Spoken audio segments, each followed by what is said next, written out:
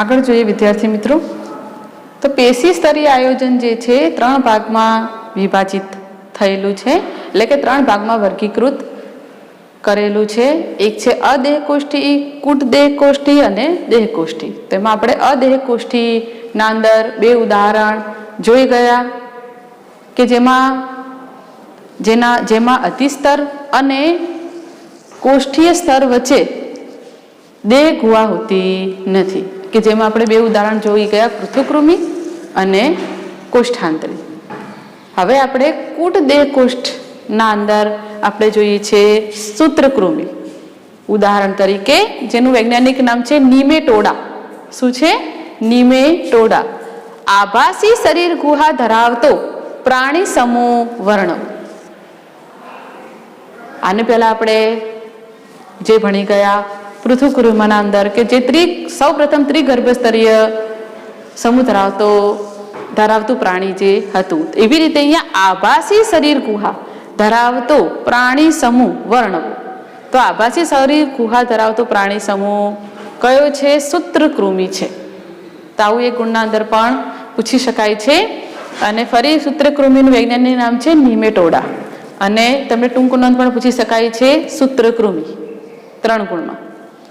તો લક્ષણો જોઈએ છીએ. 1. શરીર. પ્રાણીઓના શરીર લાંબા નળાકાર હોવાથી સૂત્રકૃમિ કે ગોળકૃમિ તરીકે ઓળખાય છે. તો આ પ્રાણીઓ જે છે એમના શરીર કેવા હોય છે? લાંબા અને નળાકાર. લાંબા અને નળાકાર. સૂત્ર એટલે કે દોરી જેવા લાંબા અને નળાકાર હોવાથી તેને ગોળકૃમિ પણ કહેવાય. સૂત્રકૃમિ કહો અથવા એને ગોળકૃમિ પણ કહે છે. જેમ કે આગળ આપણે પૃથુકૃમિ જે છે એને ચપટાકૃમિ કહ્યા હતા, એવી રીતે સૂત્રકૃમિને ગોળકૃમિ પણ કહે છે. ગર્ભસ્તર. આ પ્રાણીઓ ત્રિગર્ભસ્તરીય છે. કેવા છે? ત્રિગર્ભસ્તરીય. જેમ આગળ આપણે ભણી ગયા કે એમનું શરીર જે છે એ 3 સ્તરોનું બનેલું છે, એટલે આ પ્રાણીઓ પણ કેવા છે? ત્રિગર્ભસ્તરીય. સંમિતિ.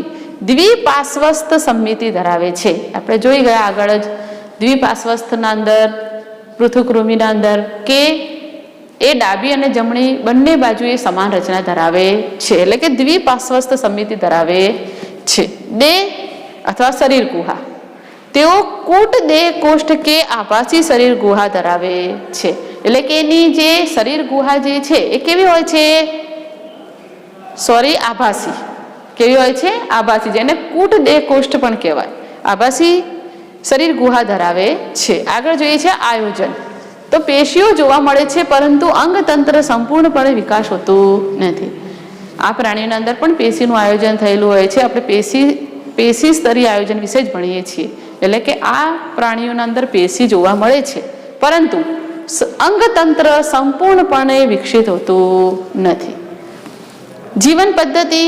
મોટાભાગના પ્રાણીઓ પરોપજીવી હોવાથી અન્ય પ્રાણીઓમાં રોગ ઉત્પન્ન કરે છે. આ પ્રાણીઓ જે છે એ પરોપજીવી તરીકે કાર્ય કરે છે, કે જે અન્ય પ્રાણીના શરીરમાં દાખલ થઈ અને એમાંથી પોષણ મેળવે અને અન્ય પ્રાણીના અંદર શું ઉત્પન્ન કરે છે?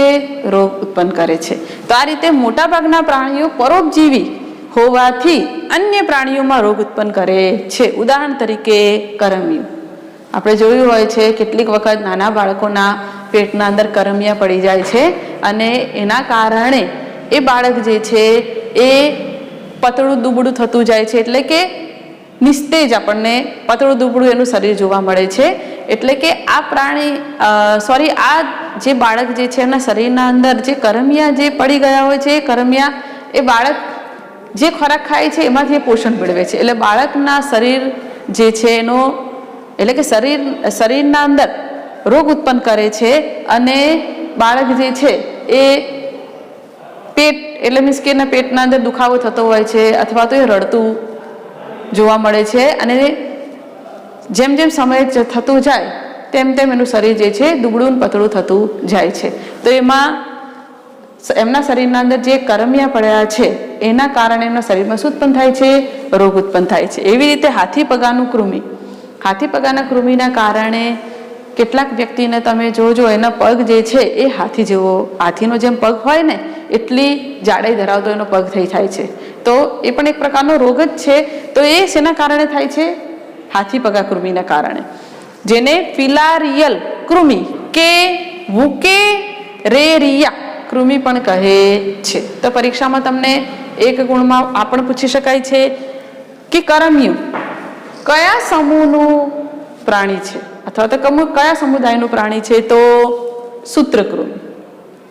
અથવા તો હાથી પગાનું કૃમિ જે છે કયા સમુદાયનું પ્રાણી છે અથવા તો કયા સમુદાયના પ્રાણીનું ઉદાહરણ છે?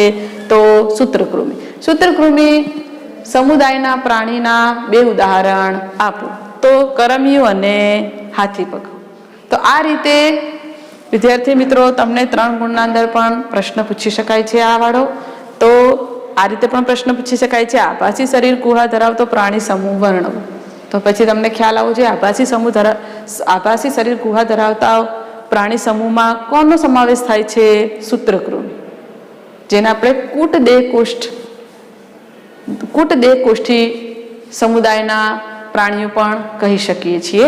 અથવા તો સૂત્રકૃમિ ટૂંક નોંધ સમજાવો અથવા તો સૂત્રકૃમિ સમુદાયના પ્રાણીઓના લક્ષણો વર્ણવો. તો આ રીતે તમને 3 કે 4 ગુણના અંદર પ્રશ્ન પૂછી શકાય છે. અને ફરીથી સૂત્રકૃમિ જે છે એને ગોળકૃમિ પણ કહે છે.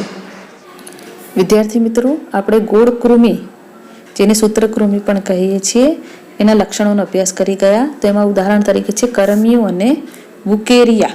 આના સિવાય પણ ઉદાહરણ છે હાથી પગાનું કૃમિ, જેને આપણે ફિલારિયલ કૃમિ કે વુકેરિયા કહેતા હતા. તો આ હાથી પગાનું કૃમિ અને આ છે કરમિયું. તો તમને એક ગુણમાં પ્રશ્ન પૂછી શકાય છે કે કરમિયામાં કયો સ્પષ્ટ લિંગભેદ જોવા મળે છે? તો કરમિયામાં જે છે એ નર કરતા, તમે જોઈ શકો છો, નર કરતા માદાની લંબાઈ કેવી હોય છે? વધારે હોય છે. તો આ સ્પષ્ટ લિંગભેદ જોવા મળે છે. એ રીતે બીજો પ્રશ્ન પણ પૂછી શકાય છે, પ્રાણી સૃષ્ટિમાં નર કરતા માદાની લંબાઈ વધારે ધરાવતો પ્રાણી સમુદાય ખાલી જગ્યા છે? તો શું કહીશું આપણે? ગોળકૃમિ અથવા તો સૂત્રકૃમિ. બીજો એક પ્રશ્ન જોઈએ છે, અમેરુદંડી પ્રાણી સમૂહ ખાલી જગ્યાના બધા જ પ્રાણીઓ એકલિંગી હોય છે? તો પણ શું આવશે? ગોળકૃમિ અથવા તો સૂત્રકૃમિ. તો આ પ્રાણીઓ જે છે એ કેવા છે? એકલિંગી પ્રાણીઓ છે. તો આ રીતે પરીક્ષામાં તમને 1 ગુણમાં પ્રશ્ન પૂછી શકાય છે. આગળ જોઈએ વિદ્યાર્થી મિત્રો, દેહકોષ્ઠી સજીવો જે છે એનું 2 ભાગના અંદર વર્ગીકરણ કરેલું છે. ફરીથી દેહકોષ્ઠીનું 2 ભાગમાં વર્ગીકરણ કરેલું છે. એક કે જેમાં ભ્રૂણ દરમિયાન એક કોષમાંથી મધ્ય ગર્ભ સ્તરના કોષો વિકસે છે, અને બીજું છે અંતઃગર્ભ સ્તરમાંથી દેહકોષ્ઠનું નિર્માણ કોથળી રૂપે થાય છે. તો એમાં આપણે પહેલું જોઈએ છીએ કે જેમાં ભ્રૂણ દરમિયાન એક કોષમાંથી મધ્ય ગર્ભ સ્તરના કોષો વિકસે છે. એમાં 3 ઉદાહરણ આપણે ભણવાના છે. એક છે નુપુરક, બીજું છે સંધિપાદ અને ત્રીજું છે મૃદુકાય. તો એમાં આપણે પહેલું જોઈએ છીએ નુપુરક, જેનું વૈજ્ઞાનિક નામ છે એનેલિડા.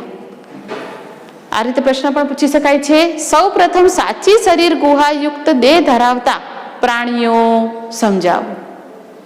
અથવા નુપુરક સમુદાયના પ્રાણીઓના લક્ષણો જણાવો. તો સૌ પ્રથમ સાચી શરીર ગુહાયુક્ત દેહ ધરાવતા પ્રાણીઓ કયા છે? નુપુરક સમુદાયના. આગળ આપણે પ્રાણી જોઈ ગયા, પણ એમાં આભાસી દેહ ગુહા હતી, એટલે કે દેહ કોષ્ઠ ધરાવતા હતા એ, અથવા તો એ અદેહકોષ્ઠી હતા. જ્યારે સાચી શરીર ગુહાયુક્ત દેહ ધરાવતા પ્રાણીઓ જે છે એ કયા છે? તો નુપુરક સમુદાયના. લક્ષણો જોઈએ છે તો વસવાટ, મીઠા જળ, દરિયાઈ જળ તેમજ સ્થળ જ વસવાટ કરે છે. એટલે કે મીઠા જળમાં પણ જોવા મળે છે, દરિયાઈ જળમાં પણ જોવા મળે છે, કેટલીક વખતે સ્થળ જ એટલે કે જમીન પર બી વસવાટ કરે છે. ગર્ભસ્તર ત્રિગર્ભસ્તરીય પ્રાણીઓ છે, એટલે આ પ્રાણીનું શરીર પણ 3 ગર્ભસ્તર ધરાવે છે, 3 સ્તરોનું બનેલું છે. સંમિતિ દ્વિપાર્શ્વસ્થ સંમિતિ ધરાવે છે. શરીર ગુહા, પ્રાણી ઉદ્વિકાસમાં સૌ પ્રથમ સાચી શરીર ગુહાયુક્ત દેહ જોવા મળે છે. તો 1 ગુણમાં પણ પૂછી શકાય છે, સૌ પ્રથમ પ્રાણી ઉદ્વિકાસમાં સૌ પ્રથમ સાચી શરીર ગુહાયુક્ત દેહ ધરાવતા પ્રાણીઓ કયા સમુદાયના છે? તો નુપુરક સમુદાયના. શરીર રચનામાં સાચા અંગ નિર્માણ પામે છે અને તેમાં વ્યાપક ભિન્નતા જોવા મળે છે. એટલે કે શરીરની અંદર જે છે સાચા અંગ એટલે કે અંગનું નિર્માણ થાય છે, પણ તેમાં વ્યાપક ઘણા પ્રમાણમાં ભિન્નતા જોવા મળે છે. ખંડન, તેઓનું શરીર શીર્ષથી પૂંછડી સુધી એક પછી એક એમ ખંડોમાં વહેંચાયેલું હોય છે. એમનું શરીર જે છે એ શીર્ષથી પૂંછડી સુધી જે છે એક પછી એક એમ શેમાં વહેંચાયેલું હોય છે? ખંડોમાં. અંગતંત્ર આયોજન, પ્રાણી શરીરમાં પાચન, પરિવહન, ઉત્સર્જન અને ચેતાતંત્ર જોવા મળે છે. એટલે કે એના અંદર જે અંગતંત્ર જે છે એનું નિર્માણ થયેલું છે, એના આધારે એમના શરીરમાં પાચનની પ્રક્રિયા થતી હશે, ઉત્સર્જન, વહન, પરિવહન અને ચેતાતંત્ર પણ એમાં જોવા મળે છે. ઉદાહરણ તરીકે રેતી કીડો, અળસિયું અને જળો. એમાં આપણે અળસિયું જોયું હશે, બધાએ જોયેલું જ હોય છે અળસિયું. તો એ અળસિયું જે છે એના અંદર તમે જો એને ધ્યાનથી પાસે જઈને જુઓ તો એના શરીર જે છે એમાં આવી રીતે આપણને આ રીતે અળસિયું હોય તો એના શરીરના અંદર આ રીતે આપણને ખંડ ખંડ ખંડ જોવા મળે છે. તો શીર્ષથી પૂંછડી સુધી એમનું શરીર એક પછી એક એમ ખંડમાં વહેંચાયેલું હોય છે. તેમાં છે રેતી કીડો, અળસિયું અને જળો. તેમાં આપણે રેતી કીડો લઈએ છીએ તો એમાં માદા જે છે એની લંબાઈ જે છે નર કરતાં કેવી હોય છે? વધુ હોય છે. જળોમાં બી આપણે લઈએ તો એ રીતે માદાની લંબાઈ જે છે એ નર કરતાં કેવી હોય છે? વધુ હોય છે. તો આ રીતે એક ગુણમાં પણ પૂછી શકાય છે કે અળસિયું કયા સમુદાયનું પ્રાણી છે? તો નુપુરક. નુપુર એટલે ઝાંઝર બી કહેવાય. એટલે આપણે ઝાંઝરમાં બી તમે જુઓ એક પછી એમ ખંડ પાડી અને એક રચના કરેલી હોય છે. એટલે અહીંયા પ્રાણીનું શરીર ખંડયુક્ત હોવાથી એને નુપુરક નામ પણ આપવામાં આવ્યું છે. એટલે નુપુરક સમુદાયના. રેતી કીડો કયા સમુદાયનું પ્રાણી છે? તો એ રીતે નુપુરક. અને જળો પણ કયા સમુદાયનું પ્રાણી છે? તો નુપુરક. અને ફરીથી એક ગુણમાં સૌપ્રથમ સાચી શરીર ગુહાયુક્ત દેહ ધરાવતા પ્રાણીઓ કયા સમુદાયના છે? તો નુપુરક. તો આ રીતે તમને 3 ગુણ કે 4 ગુણમાં પ્રશ્ન પૂછી શકાય છે. વિદ્યાર્થી મિત્રો, આપણે નુપુરક સમુદાયના પ્રાણીના લક્ષણો વિશે અભ્યાસ કરી ગયા, જેના ઉદાહરણ છે રેતી કીડો, અળસિયું અને જળો. તો અહીંયા જોઈ શકો છો કે તમે રેતી કીડો છે, આ અળસિયું છે અને આ શું છે? જળો. તો તમને પ્રશ્ન પૂછી શકાય છે કયા સમુદાયના પ્રાણીઓમાં સૌ પ્રથમ વખત રુધિરાભિસરણ તંત્ર જોવા મળે છે? તો નુપુરક સમુદાયના પ્રાણીઓ જે છે એમાં સૌ પ્રથમ વખત રુધિરાભિસરણ તંત્ર જોવા મળે છે. પરીક્ષામાં એક ગુણમાં પણ પૂછી શકાય રેતી કીડો, અળસિયું અને જળો કયા સમુદાયના પ્રાણીઓ છે? તો નુપુરક. અથવા તો નુપુરક સમુદાયના પ્રાણીનું એક ઉદાહરણ આપો તો તમે ત્રણેયમાંથી ગમે તે ઉદાહરણ આપી શકો છો. વિદ્યાર્થી મિત્રો, આગળ આપણે સમૂહ જે છે નુપુરક જોઈ ગયા. બીજા નંબરમાં જોઈએ છે સંધિપાદ, જેને કહેવાય આર્થોપોડા. શું કહેવાય? આર્થોપોડા.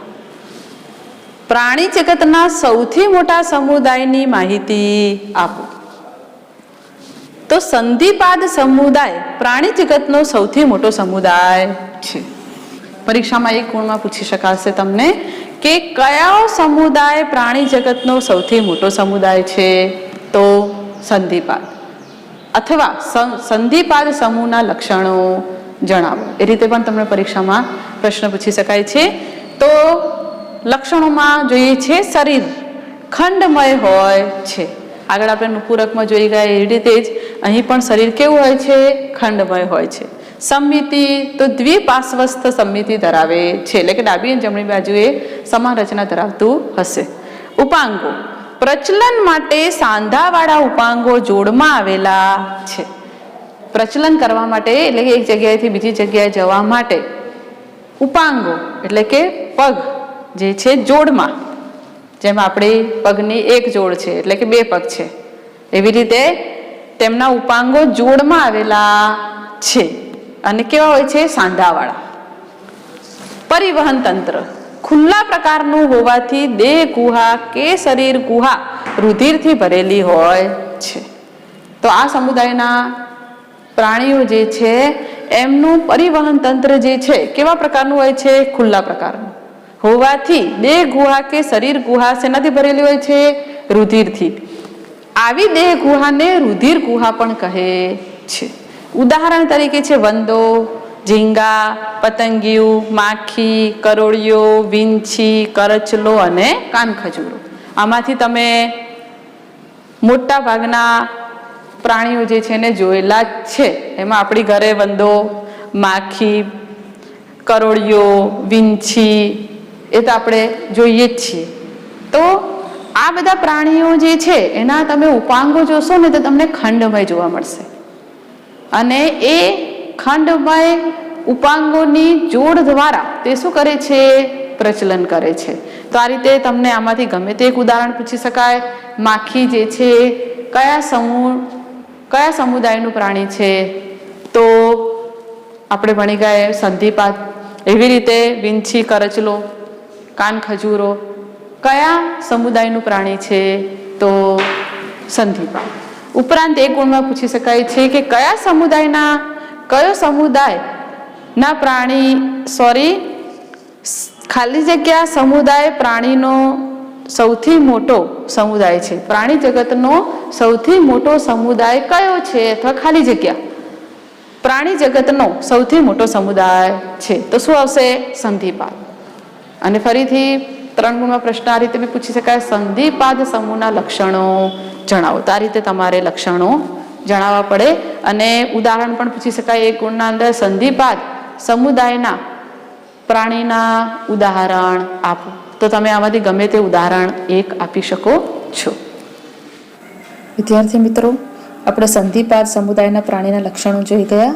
તો 1 ગુણમાં પ્રશ્ન પૂછી શકાય છે કે પ્રાણી જગતનો સૌથી મોટો સમુદાય ખાલી જગ્યા છે.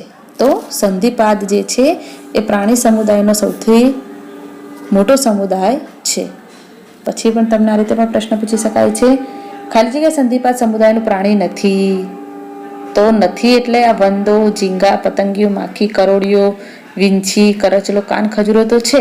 એના સિવાય અન્ય કોઈ નામ તમને આપી દે તો તમે લખી શકો છો કે આ પ્રાણી જે છે એ સંધિપાદ સમુદાયનું પ્રાણી નથી. દાખલા તરીકે તમને એમ આપ્યું છે વંદો, ઝીંગો અને જળો. તો તમે જવાબ આપી શકો છો કે વંદો અને ઝીંગા જે છે એ તો સંધિપાદ સમુદાયના પ્રાણીના ઉદાહરણ છે, જ્યારે જળો જે છે એ સંધિપાદનું ઉદાહરણ નથી. તો આ રીતે પ્રાણી જગતનો સૌથી મોટો સમુદાય જે છે એ કયા સમુદાયના પ્રાણીઓ તરીકે ઓળખાય છે? તો સંધિપાદ. આગળ વિદ્યાર્થી મિત્રો આપણે જોઈએ તો 2 કોષ્ઠીમાં 2 ભાગમાં વર્ગીકરણ કરેલું હતું.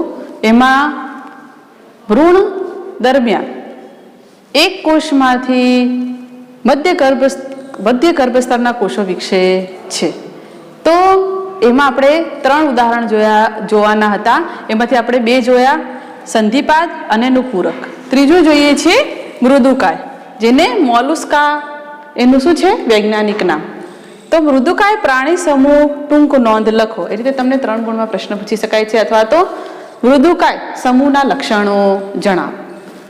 તો લક્ષણોમાં જોઈએ છે, એક સમમિતિ દ્વિપાર્શ્વસ્થ સમમિતિ ધરાવે છે. શરીર ગુહાને આપણે દેહ ગુહા પણ કહીએ છીએ, જે કેવી હોય છે? નાની હોય છે. ખંડન, શરીર થોડું ખંડન દર્શાવે છે. આગળ આપણે નુપૂરક અને સંધિપાદમાં જોઈ ગયા કે શરીર જે છે ખંડયુક્ત હોય છે, પણ અહીંયા ખંડન જોવા મળશે, પણ કેવું? થોડું. કંકાલ, આ પ્રાણી કોમળ શરીર ધરાવતા હોવાથી મોટા ભાગના પ્રાણીઓમાં કવચ જોવા મળે છે. આ પ્રાણીઓનું શરીર કેવું હોય છે? કોમળ. આપણે મૃદુકાયમાં આપણે મૃદુ શબ્દ જે છે એનો ગુજરાતી અર્થ કાઢીએ તો કોમળ કહેવાય. તો આ સમુદાયના પ્રાણીનું શરીર કેવું છે? કોમળ. એટલે એના પરથી એનું નામ મૃદુકાય રાખવામાં આવ્યું હશે. તો આ રીતે મૃદુ શરીર એટલે કે કોમળ શરીર હોવાથી એની શરીરની બહાર રક્ષણાત્મક કવચ આવેલું હોય છે. પ્રાણીઓમાં કવચ જોવા મળે છે. પરિવહન તંત્ર ખુલ્લા પ્રકારનું છે. પરિવહન તંત્ર કેટલા પ્રકારનું હોય છે? 2 પ્રકારનું, બંધ અને ખુલ્લા પ્રકારનું. તો આ સમૂહના પ્રાણીના અંદર પરિવહન તંત્ર કેવું હોય છે? ખુલ્લા પ્રકારનું. ઉત્સર્જન કાર્ય માટે મૂત્રપિંડ જેવી રચના ધરાવે છે. આપણી અંદર વાત કરીએ તો આપણા અંદર ઉત્સર્જન કાર્ય સાથે એક જોડ મૂત્રપિંડ સંકળાયેલા હોય છે. એવી રીતે આ સમૂહના પ્રાણીઓ જે છે એમાં ઉત્સર્જન માટે પણ શું આવેલા છે? મૂત્રપિંડ. પ્રચલન, મૃદુ પગનો ઉપયોગ કરી પ્રચલન કરે છે. એક જગ્યાએથી બીજી જગ્યાએ જે પ્રચલન કરવાની ક્રિયા છે એ શેના દ્વારા કરે છે? મૃદુ પગ દ્વારા. ઉદાહરણ તરીકે કાઇટોન, ઓક્ટોપસ, પાયલા અને ઉનિયો, જેને આપણે છીપલું પણ કહીશું. તો તમે દરિયાકાંઠે છીપલા, શંખ જોયા હશે. તો એ શંખ અને છીપલાની અંદર મૃદુ શરીર ધરાવતું પ્રાણી રહેલું હોય છે અને એ પ્રાણીની ઉપર રહેલું રક્ષણાત્મક કવચ એ જ છીપલું અને શંખ, કે જેને આપણે શણગારવા તરીકે કે ગમે તે રીતેનો ઉપયોગ કરતા હોઈએ છીએ સુશોભન કાર્ય તરીકે. તો એ છીપલું અને શંખ જે છે એની અંદર પ્રાણી રહેલું હોય છે અને એનું શરીર કેવું હોય છે? મૃદુ. અને એ શંખ અને છીપલું જે છે એનું એ શું છે? રક્ષણાત્મક કવચ. એવી રીતે કાઇટોન, ઓક્ટોપસ, પાયલા અને ઉનિયા એ શું છે એના ઉદાહરણ. એવી રીતે પરીક્ષામાં તમને એક ગુણમાં પૂછી શકાય છે કે ઓક્ટોપસ કયા સમૂહનો પ્રાણીનું ઉદાહરણ છે? તો મૃદુકાય. એવી રીતે છીપલા કયા સમુદાયના પ્રાણીનું ઉદાહરણ છે? તો મૃદુકાય. મૃદુકાય સમુદાયના પ્રાણીમાં ઉત્સર્જન કાર્ય માટે ખાલી જગ્યા જેવી રચના આવેલી છે. તો મૂત્રપિંડ, અથવા તો ખાલી જગ્યા ધરાવે છે તો મૂત્રપિંડ. એવી રીતે આ સમુદાયનું પ્રાણીનું શરીર કેવું હોય છે? કોમળ. અને બહારની તરફ એક રક્ષણાત્મક કવચ આવેલું હોય છે. એમનું શરીર કેવું હોય છે? થોડું ખંડન દર્શાવે છે. શરીર ગુહા જે છે કેવી હોય છે? નાની હોય છે અને સમમિતિ એ દ્વિપાર્શ્વસ્થ સમમિતિ ધરાવે છે. તો આ રીતે વિદ્યાર્થી મિત્રો 3 ગુણના અંદર તમને આ પણ પ્રશ્ન પૂછી શકાય છે. તો આ રીતે 2 કોષ્ઠીના અંદર આપણે ભ્રૂણ દરમિયાન જે છે, ભ્રૂણના વિકાસ દરમિયાન એક કોષમાંથી જ્યારે મધ્ય ગર્ભસ્તરનો વિકાસ થાય છે ત્યારે જ્યારે મધ્ય ગર્ભસ્તરમાં વિકસે છે ત્યારે તેના 3 ઉદાહરણ આપેલા છે, જેના વિશે આપણે ચર્ચા કરી. વિદ્યાર્થી મિત્રો, આપણે મૃદુકાય પ્રાણીઓના સમુદાયના લક્ષણો વિશે અભ્યાસ કરી ગયા, જેમાં ઉદાહરણ તરીકે હતું પાયલા, કાઇટોન, ઓક્ટોપસ અને ઉનિયો, અથવા તો આપણે એને શું કહીશું?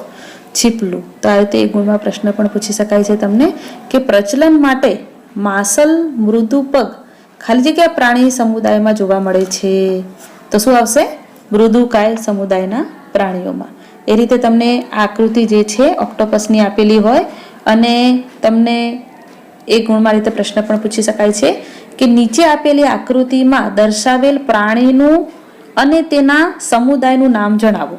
તો આ પ્રાણીનું નામ શું છે? ઓક્ટોપસ. અને સમુદાય લેવો હોય તો કયો આવશે? મૃદુકાય. તો આ રીતે તમને પૂછી શકાય. સમુદ્ર કમળ, સુડત્વચી, ઓક્ટોપસ, મૃદુકાય, સમુદ્ર કમળ, મૃદુકાય, ઓક્ટોપસ, સુડત્વચી. તો શું જવાબ આવશે આનો? ઓક્ટોપસ અને મૃદુકાય. તો આ રીતે વિદ્યાર્થી મિત્રો, છીપલું જે છે કયા સમુદાયનું પ્રાણી છે? તો મૃદુકાય. એ રીતે મૃદુકાય સમુદાયના પ્રાણીમાં નીચેનામાંથી કયું પ્રાણી હોઈ શકે? તો 3 ઓપ્શન આપેલા હોય, એમાંથી આ બધા ઓપ્શન સિવાયનું જે હોય એ ન હોય ને બાકીના હોઈ શકે છે. તો આ રીતે વિદ્યાર્થી મિત્રો, મૃદુકાય સમુદાયના પ્રાણીઓના ઉદાહરણમાં ગમે તે 2 ઉદાહરણના નામ આપો તો પણ તમે આમાંથી આપી શકો. છીપલું, ઓક્ટોપસ, પાયલા, છીપલું. હવે પછીનો પાર્ટ જે છે એ તમને શ્રીમતી KR પટેલ ભણાવશે. નમસ્કાર.